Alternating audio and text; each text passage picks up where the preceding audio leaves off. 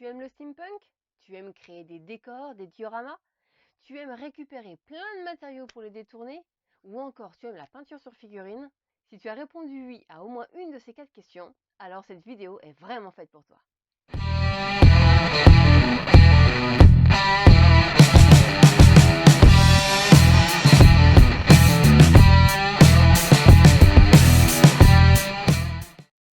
Bonjour à tous, j'espère que vous allez bien. On se retrouve cette semaine pour une vidéo un petit peu particulière qui va changer un petit peu par rapport à ce qu'on a l'habitude de faire, puisque je vais vous présenter l'entrée que j'ai créée pour le concours du mois de juin de chez Heroes Infinite. Donc Heroes Infinite, c'est donc un des abonnements qu'on a depuis qu'on a acheté une imprimante 3D.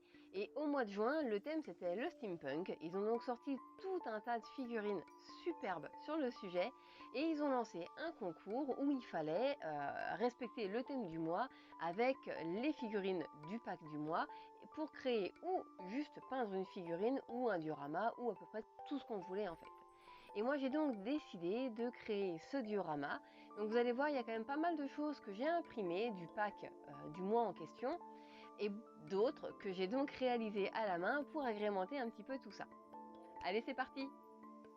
En faisant un petit peu de rangement, j'ai retrouvé mon vieux plumier et en le voyant, ça m'a tout de suite donné l'idée de ce diorama. Donc évidemment, je vais commencer par le vider.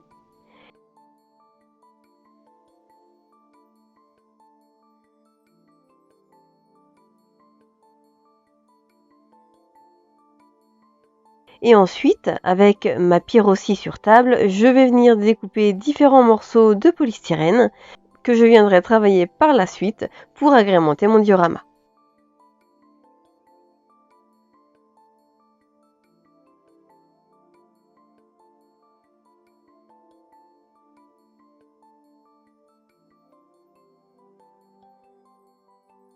Donc je prends mon temps, je découpe bien tous les morceaux dont j'ai besoin.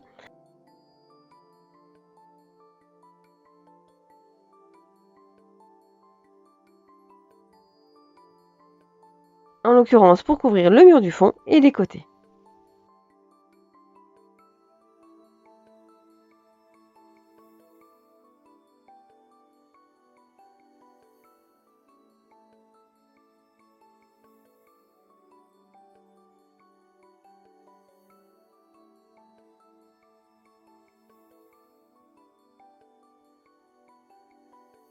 Et dans un autre morceau de polystyrène, je vais venir découper le futur dallage de mon sol de la partie extérieure.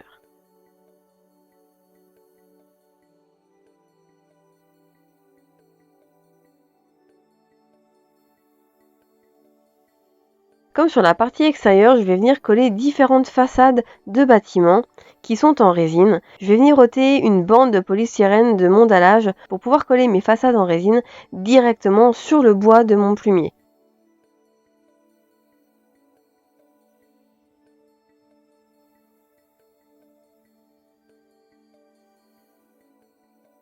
Je vais ensuite m'attaquer à la texture de mes murs intérieurs et pour cela, je vais venir tracer des briques. Donc je vais commencer par les traits horizontaux espacés d'à peu près 5 mm chacun avant de venir tracer à la main toutes les petites briques que je vais ensuite venir repasser avec mon outil à pointe ronde.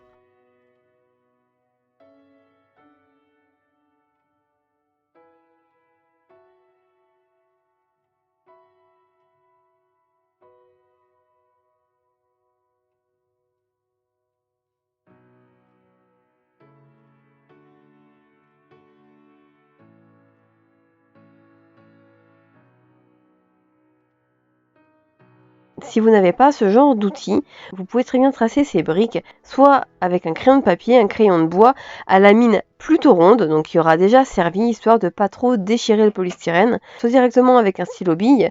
Mais là, attention, puisque moi c'est ce que j'ai fait au départ, l'encre, elle va quand même ressortir pas mal après la sous-couche en l'occurrence. Donc ça peut être un petit peu galère, sachant que pour le polystyrène, vous pouvez pas vraiment utiliser de sous-couche en bombe, puisque ça risque de cloquer. Avec une sous-couche acrylique, ça va avoir un petit peu de mal à couvrir l'encre et vous risquez de la faire rebaver, repasser par-dessus votre peinture à la suite.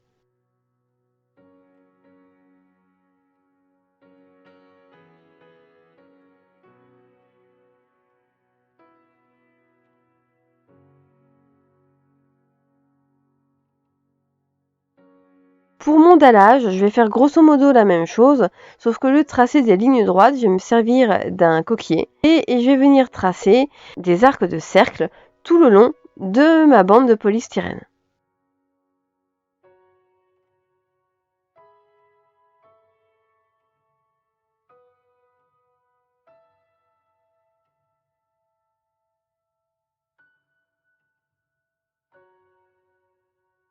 Et une fois que tous mes arcs de cercle sont tracés, je vais venir dessiner mes dalles, mes pavés, un peu de manière aléatoire, tout en les alternant, les mettant bien en quinconce, des plus grands, des plus petits, pour donner un petit peu de réalisme et de dynamisme à l'ensemble.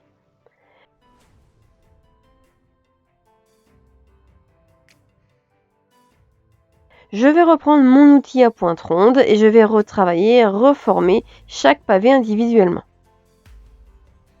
Donc j'hésite pas par endroit à venir un petit peu altérer la forme de mes pavés pour leur donner un côté un peu plus usé, exactement comme j'ai fait pour les briques.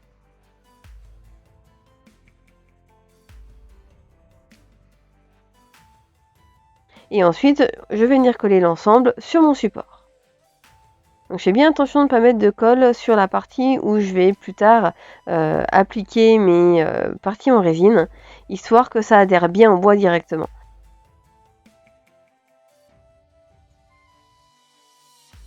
Sur le fond, vous voyez, il y avait de la vieille encre qui pourtant avait l'air bien sèche, mais au final, elle n'était pas tant que ça et l'humidité de la colle l'a réactivée. Donc heureusement qu'on met un support par-dessus, ça va nous permettre de cacher tout ça. Donc je colle mes pavés, mes briques et on va laisser sécher.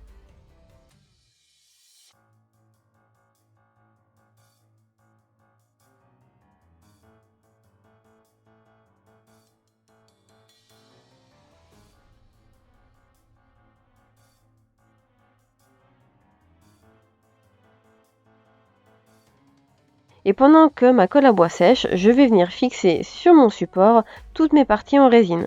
Donc pour le coup, à la super glue, je les fixe à la fois entre elles et sur le bois.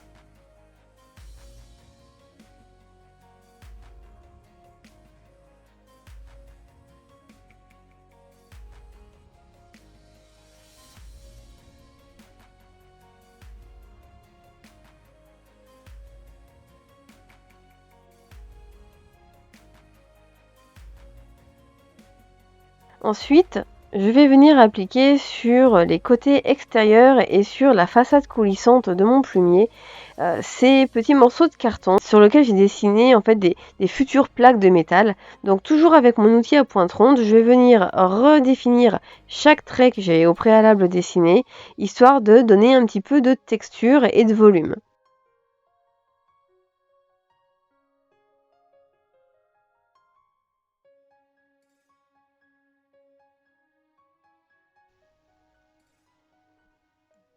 Et ensuite, je vais tout simplement venir les coller aux endroits prévus.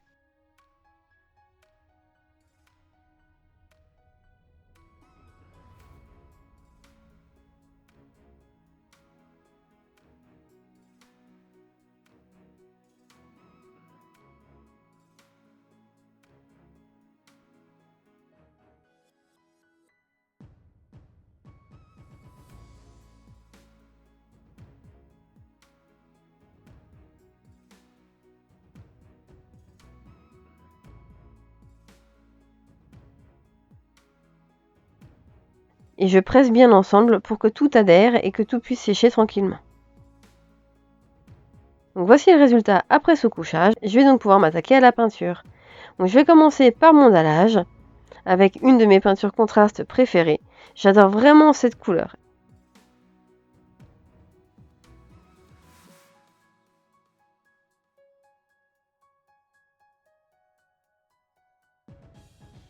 Je vais quand même l'appliquer pas mal en excès sur tout mon dallage pour vraiment obtenir des nuances un petit peu partout. Et avant qu'elle sèche, je vais venir appliquer un gris beaucoup plus franc, beaucoup plus foncé aussi, sur certains de mes pavés pour donner des petites nuances supplémentaires et ajouter surtout pas mal de réalisme. Avec cette même teinte, je vais venir retravailler tous les joints entre mes pavés pour leur donner davantage de profondeur.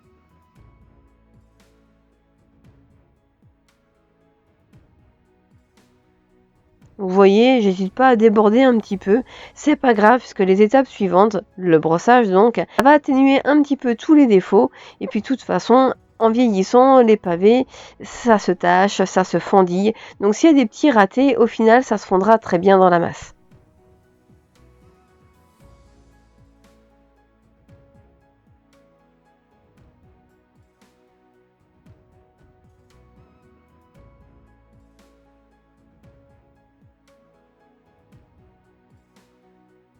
Ensuite, avec du blanc, je vais venir redéfinir chaque arête de mes pavés. Là encore, en faisant un lignage assez grossier pour justement que ce soit pas forcément parfait. Ça va permettre de mettre un petit peu de lumière sur mes pavés, mais aussi d'accentuer un petit peu ce côté usagé. Donc, comme j'ai oublié de les découper au préalable, je vais venir retirer certains de mes pavés. Donc là, je fais vraiment très attention de bien les découper de manière assez nette pour pas arracher tout ce qui se trouve autour.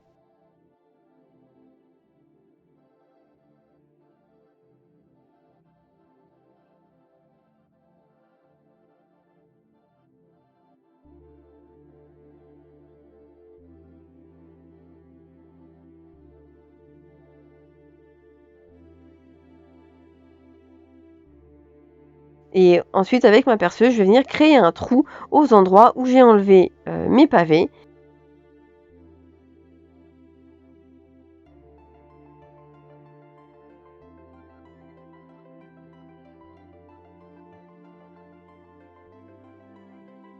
Je vais maintenant m'attaquer à la peinture de mes briques. Et là encore, je vais y aller à grands coups de contraste. Et je vais encore l'appliquer de manière très généreuse afin que ça sèche pas trop vite, puisque même si c'est sous-couché, le polystyrène il a quand même tendance à pas mal absorber la peinture et ça va me permettre d'appliquer en frais d'en frais une deuxième teinte pour donner de la nuance à mes briques. Donc je pars sur une teinte assez jaune foncé, très terne, et je vais venir rajouter par endroits du rouge pour lui donner un côté un peu plus flammé, beaucoup plus naturel.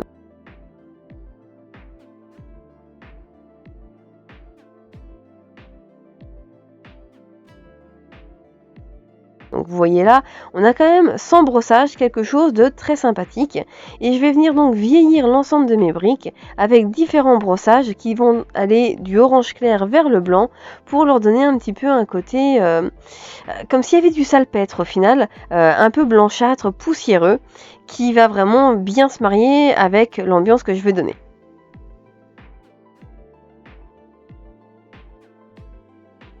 Donc ça va vraiment créer des traînées, des taches. Donc ça va apporter un petit peu de lumière et surtout donner un effet vraiment très usé. Donc je les applique vraiment de manière très aléatoire, hein, comme vous voyez. Je fais pas n'importe quoi, mais pas loin en fait. Une fois que les pavés et les briques sont finis, je vais pouvoir m'attaquer à la peinture de mes façades. Quand je pense à steampunk, personnellement, je pense surtout à cuivre. Donc, il y a une grosse partie de mes métaux qui vont être peints dans cette teinte. Donc, je viens d'abord appliquer ma couche de base. Parce que vous me connaissez maintenant, mes peintures métalliques, je les dilue pas ou très peu. Et je les applique généralement en une seule couche. Alors, je l'applique de manière assez tirée, histoire qu'il n'y ait pas de surplus partout non plus. Et ensuite, je vais passer un lavis global sur l'ensemble de mes parties métalliques. Donc je fais bien attention de le passer en excédent dans tous mes creux pour donner déjà un côté un peu vieilli.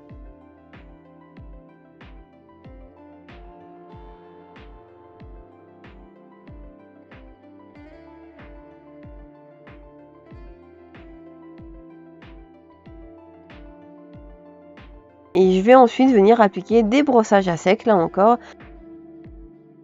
en allant du plus foncé vers le plus clair pour mettre en valeur certaines parties de mes façades. Donc je me focalise en grande partie sur les hauteurs et sur les parties en relief.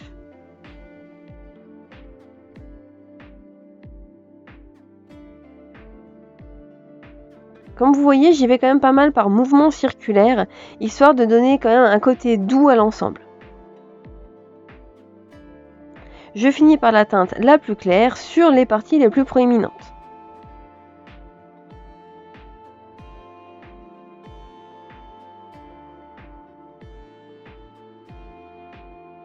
Dans ma composition, je vais intégrer 2 lampadaires. Dans un premier temps, je vais les peindre entièrement en noir.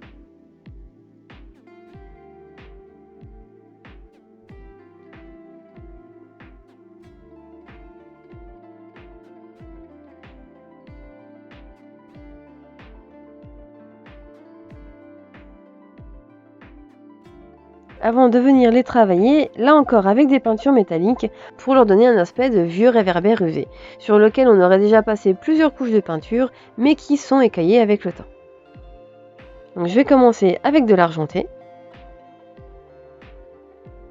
en l'appliquant là encore une fois par brossage, mais en n'en appliquant pas autant partout en fait. Donc vraiment des parties qui seront plus brillantes que d'autres.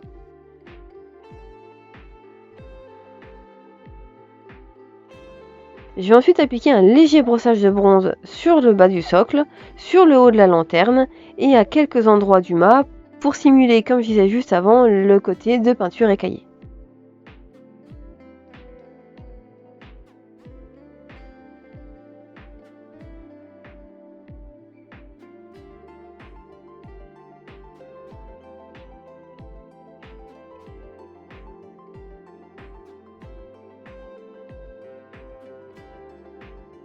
Ensuite, avec de l'argenté, je vais venir de nouveau définir toutes les arêtes pour les rendre encore plus usées.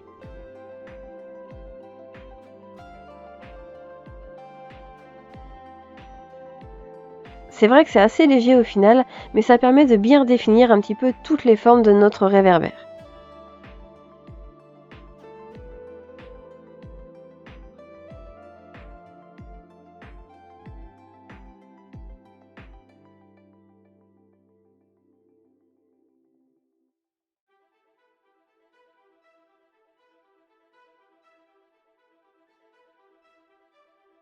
Je vais ensuite appliquer un petit coup de shade à certains endroits qui manquaient un petit peu de définition. Ça va permettre de leur donner un petit peu de couleur et surtout pas mal de profondeur.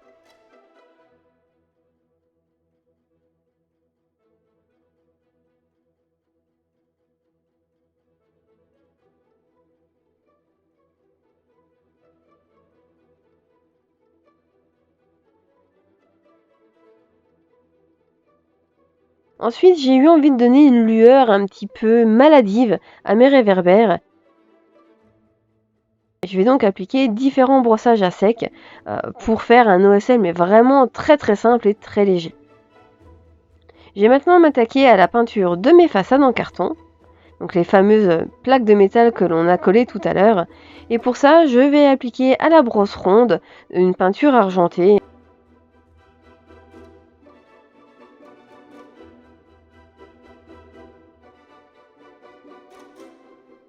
Je vais ensuite prendre mon Une Oil que je vais appliquer dans les interstices entre chaque plaque.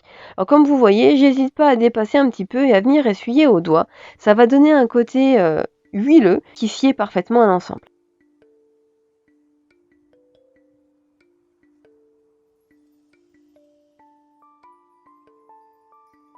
Ensuite, avec mon outil à pointe ronde, je vais venir sur chaque plaque appliquer des petits cercles de noir que je viendrai ensuite remplir d'argenté pour simuler des rivets.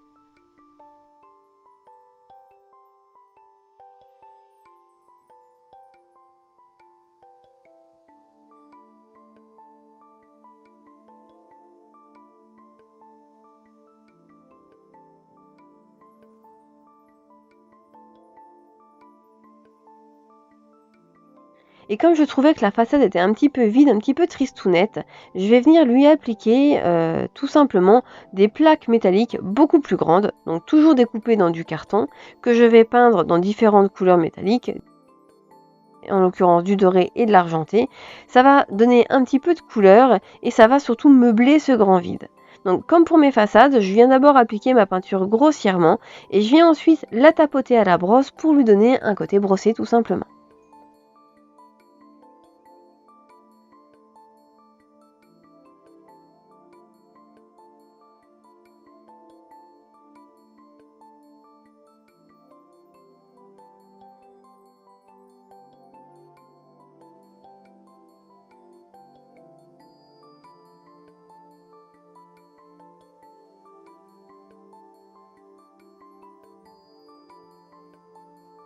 J'applique d'abord la plus grande.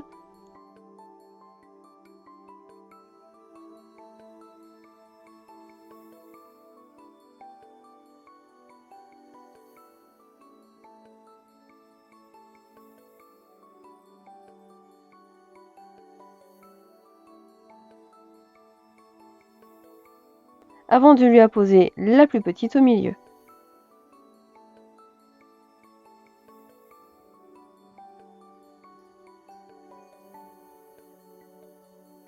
Il ne me reste plus qu'à appliquer 4 petites vis. Donc pour ça, je vais d'abord pré-percer mon support parce que j'ai un peu peur que mes vis fassent éclater le bois en dessous. Donc je vais d'abord venir pré-percer avant de visser mes 4 vis.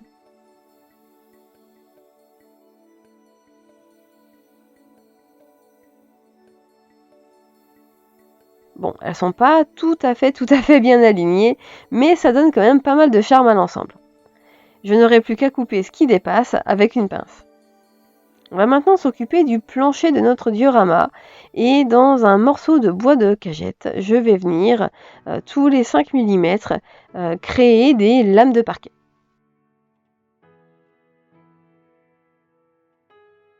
Encore une fois, je me sers de mon outil à pointe ronde et je viens donc creuser dans mon bois pour représenter en fait le joint entre les lames de parquet.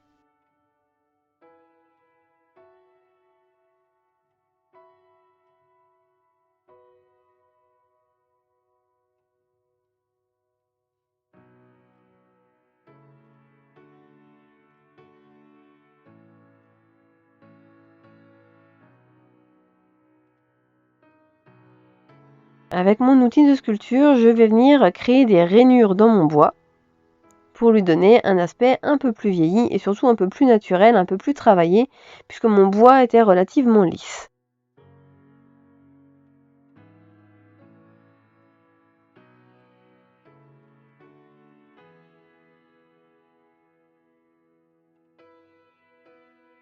Comme le reste, je vais venir le coller à la colle à bois dans le fond de mon ancien plumier.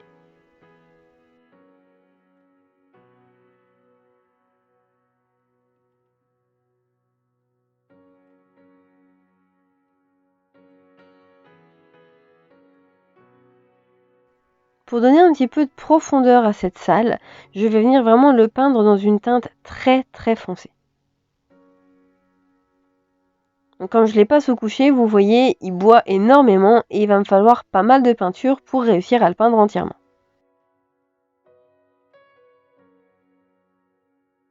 Donc, comme je veux vraiment rester dans des tons chauds, que je vais apporter du contraste avec d'autres éléments, je vais venir ensuite brosser la surface de mon bois avec différents brins, mais qui vont rester à dominante rouge ou rose, ce qui va permettre de bien se marier avec l'ensemble.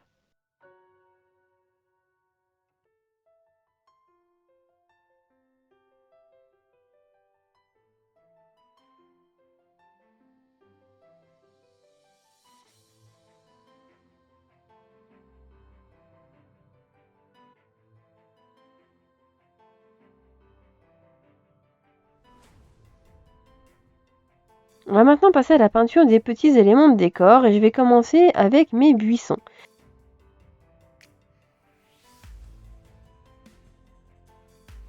Alors ces buissons, ils proviennent eux aussi de chez Rose Infinite et je les trouve vraiment super rigolos. Donc là encore, une couche de base, un petit peu de brossage à sec pour leur donner de la lumière et ils seront prêts à être collés sur le diorama.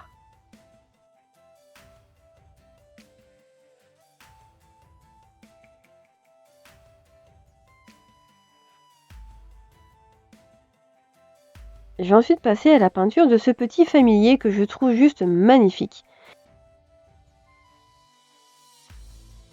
Et là encore, je vais me servir de 2 peintures en frais d'enfrais, histoire de marier leurs teintes et surtout de créer des nuances en fonction des endroits où c'est appliqué.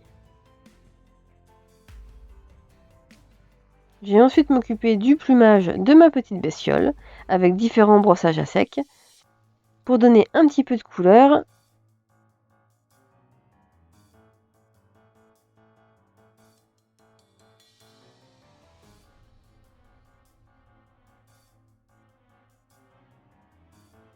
Et pour mes brossages, je vais me servir de bleu et de vert, ce qui va permettre de contraster avec tout le orange que l'on a déjà présent dans la composition. Comme ce sont des couleurs qui sont opposées sur le cercle chromatique, elles se marient très bien ensemble et en même temps, comme elles s'opposent, elles offrent le parfait contraste. Une dernière petite pointe de blanc pour adoucir quand même tout ça. Et le plumage de notre familier sera terminé.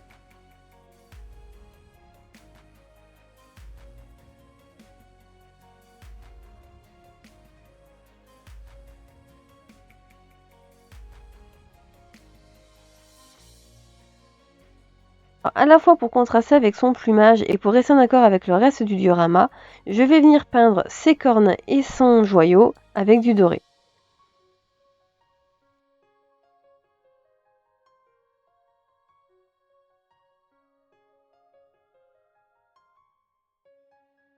Je vais ensuite atténuer et vieillir tout ça avec de l'argenté,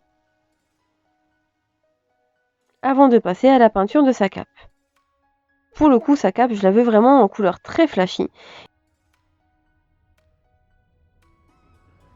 Et je vais donc appliquer cette peinture, là encore une fois, largement en excédent, avant tout simplement de venir la brosser avec du blanc. Ça va faire ressortir toutes les nervures et très sincèrement, je trouve qu'il n'y a pas besoin de faire beaucoup plus.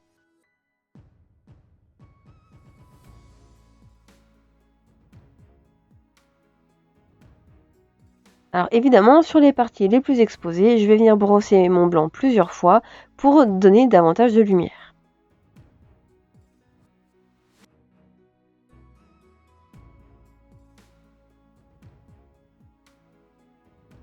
Je vais ensuite peindre les quelques détails restants de ma figurine.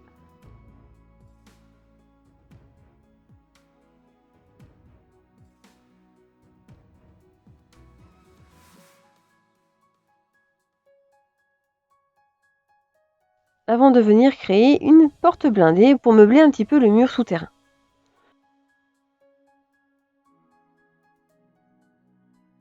Donc encore une fois, je viens la créer dans du papier cartonné, dans lequel je vais découper différentes formes pour créer le système d'ouverture.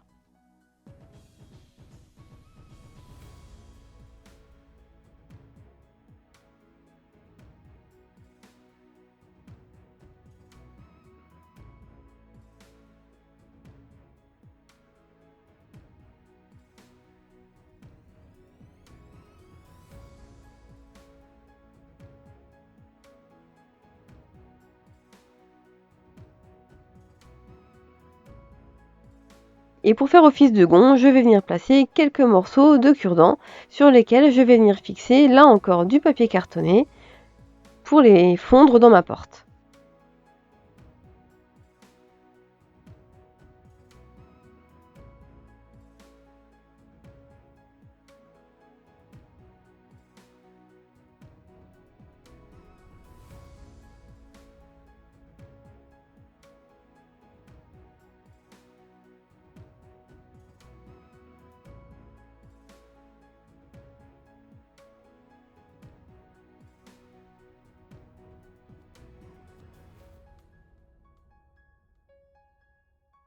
Et voici le résultat une fois peint. Elle a été peinte selon la même technique que la façade avant et les façades sur les côtés. Donc il ne reste plus qu'à la fixer sur son mur.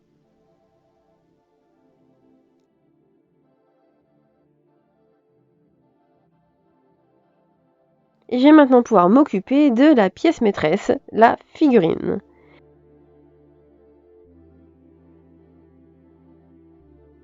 Alors c'est une figurine que j'aime vraiment énormément et qui m'a inspirée dès que je l'ai vue. Alors c'est un automate voleur et j'ai trouvé le principe assez rigolo. Donc comme c'est un automate, comme on est dans du steampunk, je vais plutôt la peindre dans des teintes un peu similaires à mes façades. Donc du coup pour contraster, j'ai eu envie de peindre le ruban auquel elle s'accroche en vert.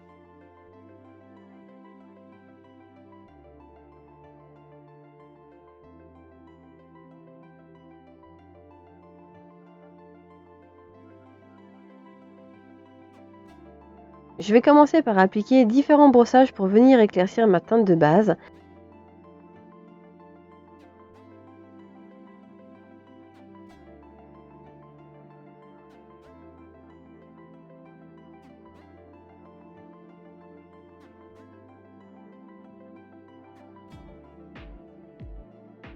avant de venir appliquer de la lumière avec mon pinceau.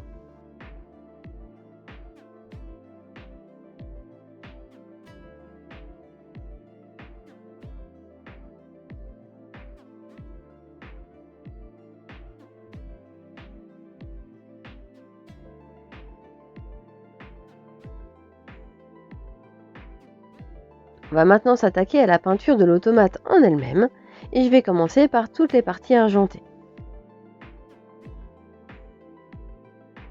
Je suis partie du principe que comme c'est une voleuse, il faut qu'elle se fonde dans son environnement et c'est pour ça que j'ai décidé de la peindre dans des couleurs, comme je disais juste avant, très similaires à son environnement.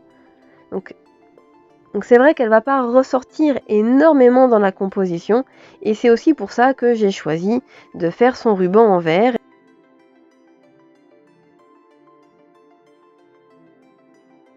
Donc après avoir passé ma couche de base, je viens passer un lavis général.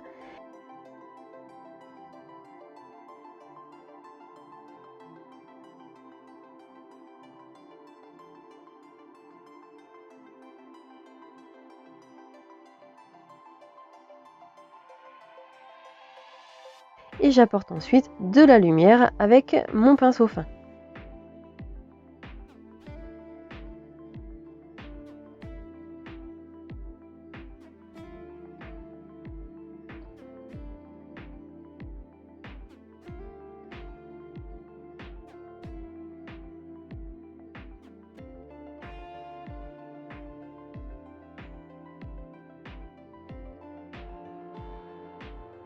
Je m'attaque ensuite aux parties en bronze.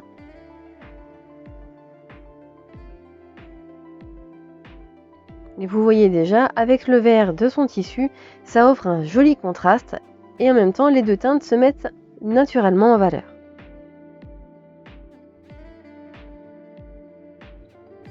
De cette manière, je vais peindre ses jambes, ses bras et l'espèce de collier métallique qu'elle a autour du cou.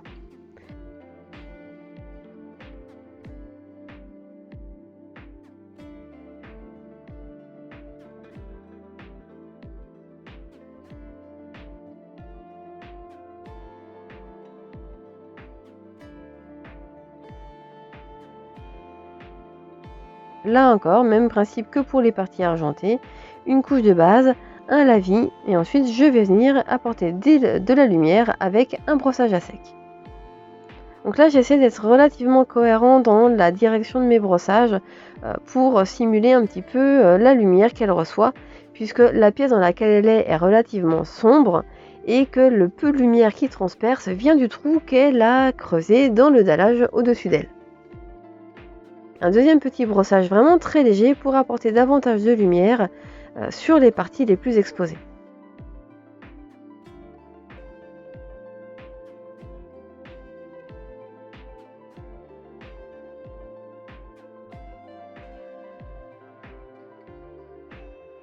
Je vais maintenant m'attaquer aux parties couleur or, donc ses pieds, ses genoux, ses mains, l'entrejambe,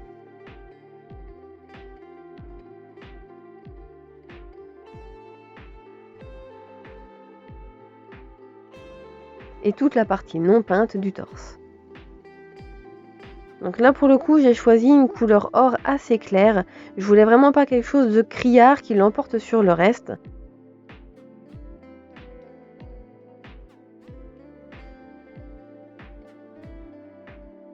Et c'est aussi pour ça qu'après mon lavis, je vais venir l'éclaircir avec des peintures argentées.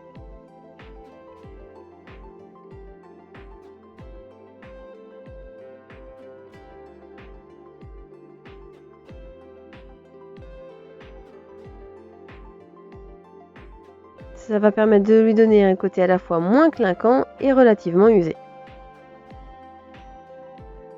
Et là encore, je l'applique vraiment avec parcimonie aux endroits vraiment les plus éclairés par le peu de lumière qui filtre. Donc là, je vais vraiment me focaliser sur le dessus de sa poitrine par exemple, et je ne vais pas du tout en mettre en dessous. Il ne reste plus que quelques petites sacoches de cuir à peindre, de manière très simple là encore. Donc, comme vous voyez, pour ce diorama, au final, l'ensemble de la peinture est somme toute assez simple. J'ai pas poussé la peinture, puisque l'effet recherché, c'est vraiment l'effet d'ensemble. Donc c'est des techniques très simples, faciles à reproduire et à mettre en œuvre, mais qui au final, tout additionné, ont quand même mis pas mal de temps. Alors, je vais m'attaquer maintenant à la seule partie que je veux vraiment flasher sur ma figurine, quelque chose qui, je pense, lui donne pas mal de caractère, c'est ses cheveux. J'ai une passion débordante pour les cheveux roses, j'adore. D'ailleurs, dès que je peux, j'ai aussi moi-même les cheveux roses. Du coup, pour Esmé, qui de son nom complet s'appelle Esmé Délice, je me suis dit que ce serait un joli clin d'œil à son nom, et qu'au final, en plus, ça se marie très bien avec le vert, ça contraste là encore pas mal, et ça complète aussi très bien le orange de l'ensemble de la composition.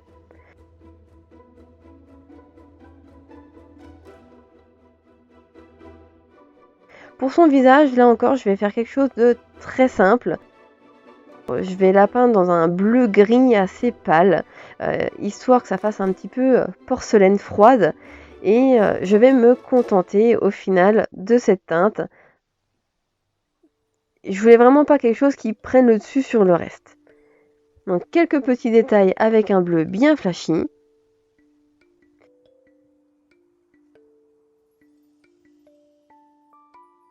Et je vais venir appliquer de la lumière avec du blanc à la fois sur son visage et sur ses parties bleutées.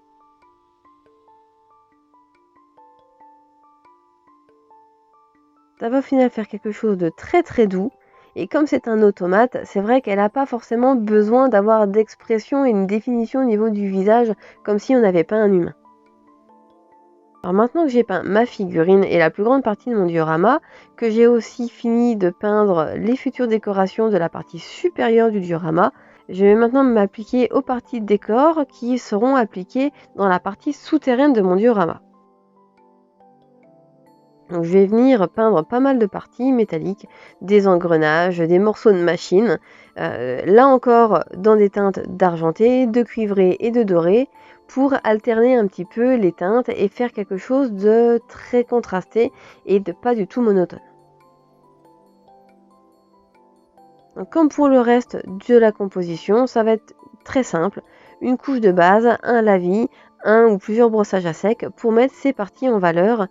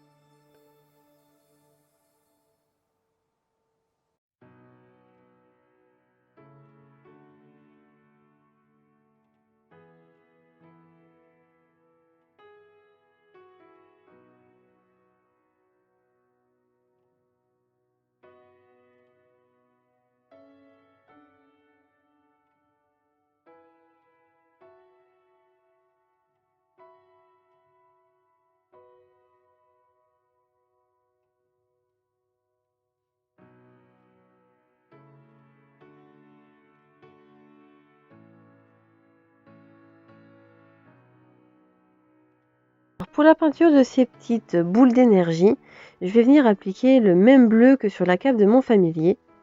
Et je vais également l'appliquer sur cette espèce de... sur ce bout de machine avec ces tubes un petit peu à énergie. et dans lesquels je vais tout simplement, une fois que ce sera sec, venir à plusieurs reprises brosser du blanc.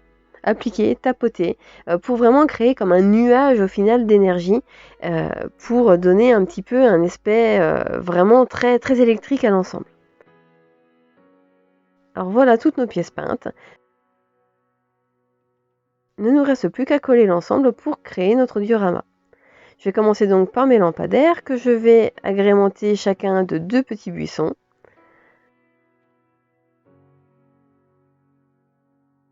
Je vais ensuite venir coller mes diverses décorations au niveau des murs.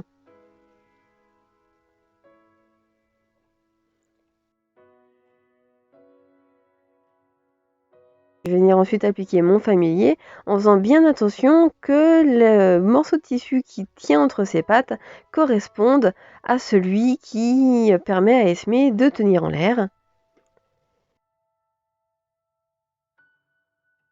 Je vais venir coller mes petites boules d'énergie de part et d'autre de ma porte. Et là, j'ai oublié de le filmer, mais entre ces boules d'énergie, je vais ensuite venir coller un morceau de fil de fer à la base argentée que je vais avoir repeint dans le même bleu pour donner justement cet effet de courant électrique qui passe entre les deux. Et voici donc notre diorama complètement terminé. J'aime vraiment beaucoup ce qui se dégage de ce diorama, je le trouve vraiment à la fois drôle et vivant, avec ce petit familier là qui aide notre automate à venir dérober le trésor de la ville. Je trouve vraiment très très sympa. Et franchement, je me suis vraiment amusée à le réaliser. C'est vraiment marrant parce que quand j'ai vu cette figurine dans le pack du mois de juin de chez Heroes Infinite, elle m'a vraiment tout de suite tapé dans l'œil et j'ai dit même pas 10 minutes, j'ai eu tout de suite l'idée de l'associer avec ce familier et de créer un diorama complet autour de ce duo de choc en fait. Et je trouve que l'ensemble est vraiment très très drôle. Alors c'est évident qu'à la base je l'ai vraiment créé juste pour m'amuser, juste pour le plaisir de créer, pour le plaisir de peindre. Mais pour être tout à fait honnête, je suis très contente d'avoir remporté pour ce concours la première place. C'est vraiment gratifiant, ça fait toujours plaisir de voir son travail reconnu. Il me semble que je l'avais partagé sur la page Facebook de la taverne. Je vous remets ici le petit visuel que j'avais créé pour expliquer d'où viennent chaque partie que j'ai imprimée pour réaliser ce diorama, si jamais vous voulez réaliser le vôtre. En attendant, j'espère que cette vidéo vous a plu et que le rendu final vous plaît tout autant qu'à moi. Merci à tous d'avoir regardé cette vidéo et à la semaine prochaine.